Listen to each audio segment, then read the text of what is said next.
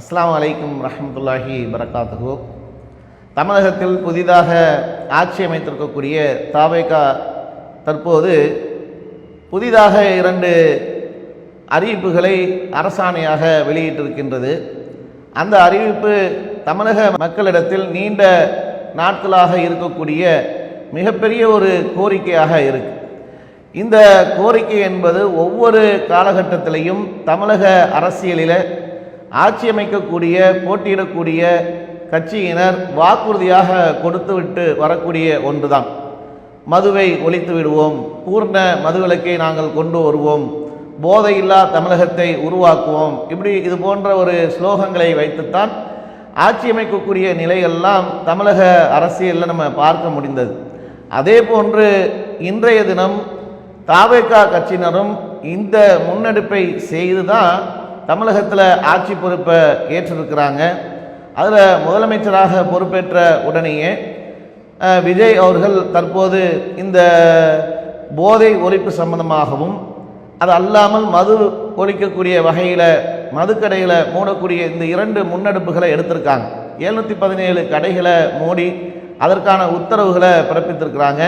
இது வரவேற்கத்தகுந்த ஒரு நிகழ்வாக இருந்தாலும் ஒவ்வொரு காலகட்டத்திலையும் தமிழகத்தில் ஆட்சி செய்யக்கூடியவர்கள் முதன்மையாக பொறுப்பேற்ற உடனேயே ஒரு 500-1000 கடைகளை மூடிவிட்டு அதன் பிறகு வேறு பகுதிகளில் ஒரு 1000-1500 மேலே 2 மடங்காக கடையை திறக்கக்கூடிய நிலைகள்லாம் நம்ம பார்த்துருந்தோம். அப்போ அப்படிப்பட்ட ஒரு நிலை இந்த ஆட்சியாளர்கிட்ட நம்ம இருக்கக்கூடாது என்பது தான் நம்ம வைக்கக்கூடிய கோரிக்கையாக இருக்கு. பூர்ண மதுவிலக்கை கொண்டு வர வேண்டும் என்றால் உடனடியாக 717 கடையை மூடுவதற்கு உத்தரவிட்ட அரசு முழுமையாக மூட நம்ம உத்தரவிட முடியும். ஆனால் அதில் இருக்கக்கூடிய சில நடைமுறை சிக்கல்கள் இருக்குமேயானால் அது உண்மைதான் அப்படின்னு சொன்னால் இப்போது 717 கடைகளை மூடக்கூடிய இந்த உத்தரவு படிப்படியாக ஒரு 2 மாதத்திற்கு ஒரு முறை, 3 மாதத்துக்கு ஒரு முறை ஒரு 500 கடையாக மூடப்பட்டு தமிழகத்தில் முற்றிலுமாக பூர்ண மதுவிலக்கை கொண்டு வருவது தான் சிறந்த ஒன்றாக இருக்கும். இதற்காக பல்வேறு காலகட்டங்களில் தமிழக மக்களுக்கு மத்தியில் கோரிக்கையாக எழுந்து தமிழ்நாடு தௌஹீத் ஜமாத்தும் இதற்காக பல்வேறு முன்னெடுப்புகளை செய்திருக்கிறோம்.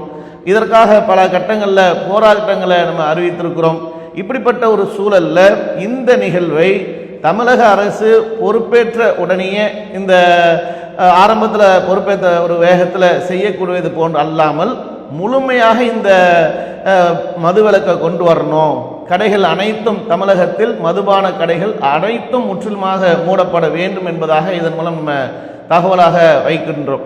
அது அல்லாமல் போதைக்கு எதிராக பல பிரிவுகளை இன்னைக்கு அறிவிச்சிருக்கிறாங்க. மாவட்டத்தில் பல்வேறு இடங்களில் போதை தடுப்பு பிரிவுகள் இதுவும் ஏற்கனவே இருந்தது தான். போதையை ஒழிப்பதற்கான பல பிரிவுகளை தமிழக அரசு ஏற்கனவே நடைமுறையில் இருந்தது தான். இப்போ கூடுதலாக சிறப்பு பிரிவு என்று அறிவித்திருக்கிறாங்க. ஏற்கனவே இருந்த பிரிவுகள் மூலமாக போதை முற்றிலுமாக ஒழிக்கப்படவில்லை, கண்காணிக்கப்படவில்லை என்பது மிகப்பெரிய ஒரு குறையாக இருந்தது. அந்த குறை இருந்ததுனால தான் வேறு திசையில் இருந்தெல்லாம் அண்டை மாநிலங்களில் இருந்தெல்லாம் போதை கஞ்சா அப்படின்னு இது மாதிரியான வகையெல்லாம் உள்ள கல்லூரிகளில் மாணவர்களுக்கு மத்தியில் இது சர்வ சாதாரணமாக புழங்கக்கூடியதாகவும் தெருக்களில் வைத்து சாதாரணமாக விற்கக்கூடிய ஒரு நிலைகள்லாம் இருந்தது. அது கண்காணிப்பு குறைபாடாக பார்க்கப்பட்டது. இப்போ தற்போது புதிதாக சிறப்பு பிரிவுகள் அமைக்கப்பட்டிருக்கிறது என்றால் இந்த சிறப்பு பிரிவுகள் அமைக்கப்பட்டது இதுவும் அந்த கண்காணிப்பை தீவிரப்படுத்தி போதை பழக்க வழக்கங்களை முற்றிலுமாக ஒழிக்கப்படணும். இளைஞர்களுக்கு மத்தியில் இருக்கக்கூடிய இந்த போதை கலாச்சாரம் முற்றிலுமாக ஒழிக்கப்பட்டு இளைஞர்களை மீட்டெடுத்து போதையிலிருந்து மீட்டெடுத்து சிறந்த ஒரு சமுதாயத்தை உருவாக்கணும். இதுதான் இன்றைய மக்களிடத்தில் அதிகமான எதிர்பார்ப்பாக இருக்கு. அதை சிறந்த முறையில் கையாண்டு இந்த தாவேகா கட்சியினர் ஆட்சி செய்திருக்கக்கூடிய தமிழக அரசு அதை நிறைவேற்றுமா என்பதுதான் கேள்விக்குறியாக இருக்கின்றது. நம்ம இதை பொறுத்திருந்து பார்ப்போம் இன்ஷா அல்லாஹ். அல்லாஹு அக்பர், அல்லாஹு அக்பர்.